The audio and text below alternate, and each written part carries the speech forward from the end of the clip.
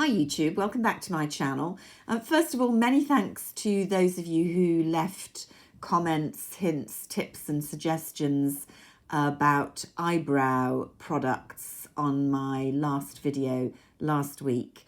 It was really helpful and interesting to read what works for people, and some of the products I hadn't heard about or didn't know a lot about. So that was very useful for me. Thank you very much.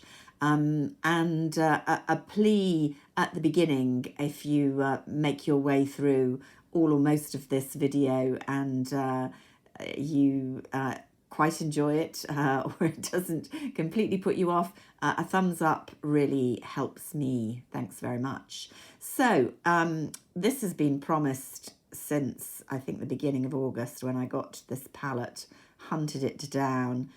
It's the second one, well, number 3 in the series of the Tom Ford Shade and Illuminate palettes that have been released this year, of which there are 4 with various colour gradients. This, I think, is number 3 in the series. Only 2, this one and the lightest palette, Rose Cashmere, which I've already done a video on and showed you, have been released in the UK for some reason, as far as I can tell. I mean, I promise you, I lurk around the Tom Ford website on an almost daily basis, and the various other potential outlets for Tom Ford, and I haven't found the other 2, both of which, to be honest, I'd be interested in. Even though one is supposedly for very dark complexions, I'm not sure it works out that way, other than perhaps for the bronzer product. But I haven't seen them here. I've only seen them on YouTube in America. So this is number 2, isn't my second one, number 3 Intensity. It is called Moonlit Violet.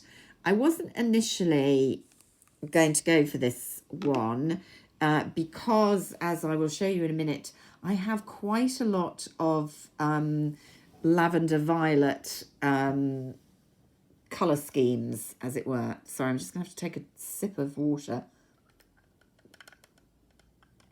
Excuse me, very dry throat. Nothing untoward, I don't think. As I say, this one didn't immediately appeal to me.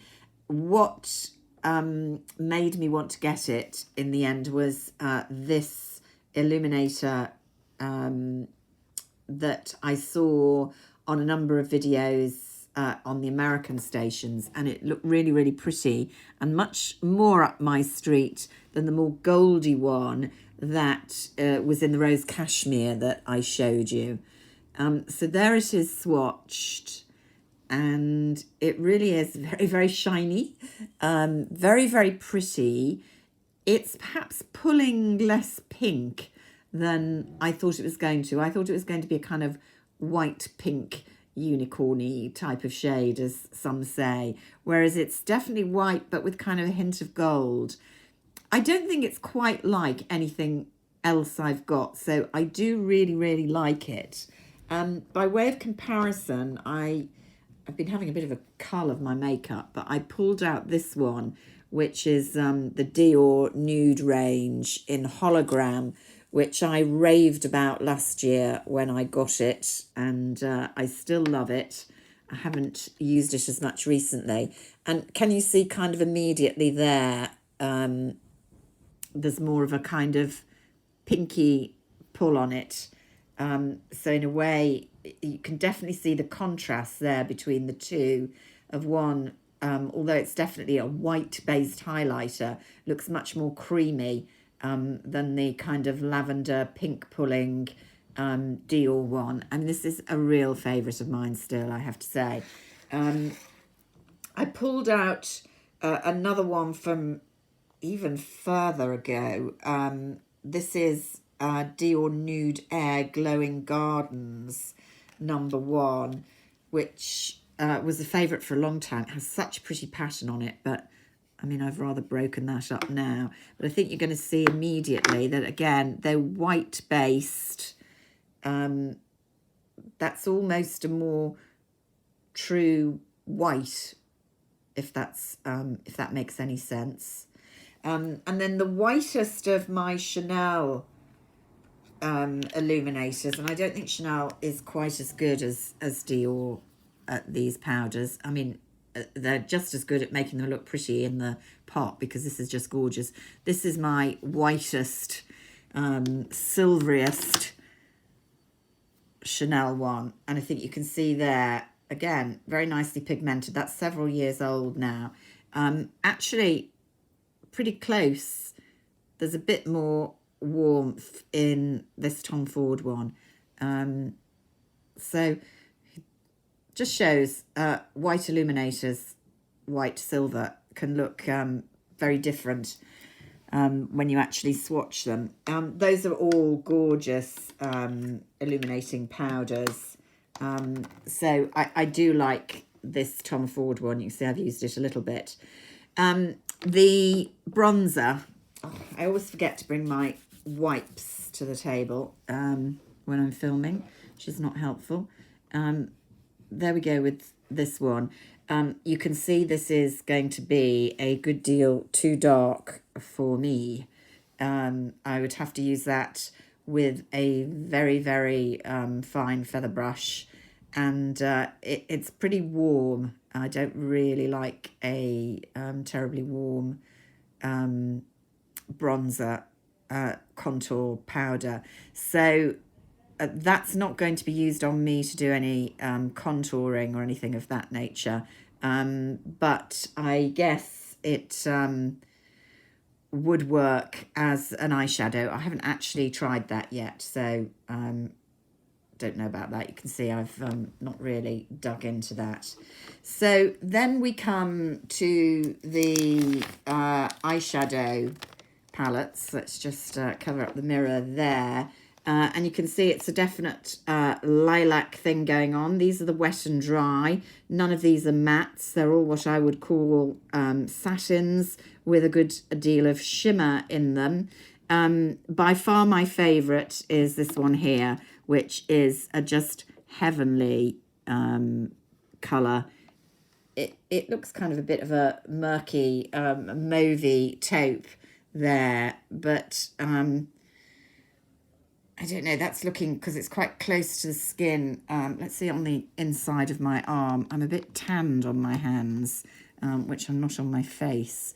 So maybe show up a bit better there on the pale inside. But actually on the eye, it is a really, really pretty colour. Now, there is a bit of glitter in it, not particularly clunky, but you definitely get little bits of glitter that wouldn't be for everyone. This is also a gorgeous shade, much more a kind of standard Tom Ford that we have seen in several palettes. But if you love those soft, shimmery, satin, light brown, it's not really even a taupe. It's a very light beige, I would say. Then it's very pretty. I've actually been enjoying kind of using these two together, using the purple, which actually, you can see, looks very richly pigmented on a finger swatch. But it's got a kind of brown, grey, mauve tinge to it, slightly less shimmery, although there is definitely some glitter there. That doesn't show up on the eye. It tends to look much darker, more kind of grey on my eyes, and it's quite good for definition. And then finally we've got quite a dark brown, which again, super pigmentation if that's your jam. I don't use that as much. I mean, it would definitely beef up the palette for doing a more exotic dark eye in the evening. I mean, frankly, at the moment, who's going out in the evening to do their smoky eye? So I really do like this palette. I have used it a fair bit. I was looking what's in my stash that you might have that's similar and might dissuade you if you already have a similar colour scheme. This is Orchid Haze, so it's not wet and dry. Now, it's not the same at all, but I think it's a very similar kind of palette, if you know what I mean, in that you've got that quite dark purple, no brown here, but a pinky shade and a taupey beige shade, and then a kind of pink-based white, which I guess you could use almost in place of the highlighter. So the actual textures, of course, are very different. I won't do them all, but I mean, for example, the purple brown, you can see, comes off much darker. It's much more matte. In fact, I would say it is a matte than the one in here, which I actually prefer and would find much more useful. The pink, it's a lovely dusty pink, actually, looking much more pigmented than the more shimmery one in this palette. So I suppose you could look at it two ways. You've got a very similar colour scheme, I think, in here. It's not a dupe by any means, but it's the same sort of palette with very different textures. If you like that kind of general colour scheme, then you might want to get it in the wet and dry, more sheeny formula. Then I've got a lot of different purples, just so you can see them. I have Lilac Dream, which I don't think's that similar. You can see, again, you've kind of got a pink and a brown, but they're much more lightly pigmented. There's a silver glitter topper here, and it's literally a topper, and a much lighter, more pencil-y grey based purple mauve in a Lilac Dream. Lavender Lust, again, you know, he kind of has done these combinations before. There you've got it with a very grey based light mauve, a darker mauve, a pink and a white. So again, in the same ballpark, but obviously different. And then finally, I think probably my most violet of violets, well, my strongest violet, I have got Leopard Sun, which I haven't pulled out here, which has one violet purple pan in it, along with an orange, and I can't remember the others. That's a beautiful, beautiful purple, but very iridescent, very different to these. This one, which is quite an old one, is kind of the most virulently violet. As you can see, it's got a much stronger purple there, but not the taupe, not the brown, and not the kind of shimmery in between. So no perfect dupes, but you know, the general palette, of course, it's been done before, and it's been done before by Tom Ford. So I would say Orchid Haze is probably the nearest of them, but that's not the wet and dry formula that some of us love, including me, so much. So you know, this may still be one that you would like to consider, even though it's horrendously expensive. Still available, definitely on the Tom Ford UK website as of last night, both this one and Rose Cashmere, which, as I said in my last video, doing Tom Ford, I really like. And again, if any of you see in the UK either of the other two, please let me know, because I would still be on the hunt for them. But I fear we're not going to get them unless they decide to give us a Christmas boost. I suppose that's not out of the question. Anyway, please, a thumbs up if you've made it to the end or enjoyed this, and I'll see you again soon. Bye for now.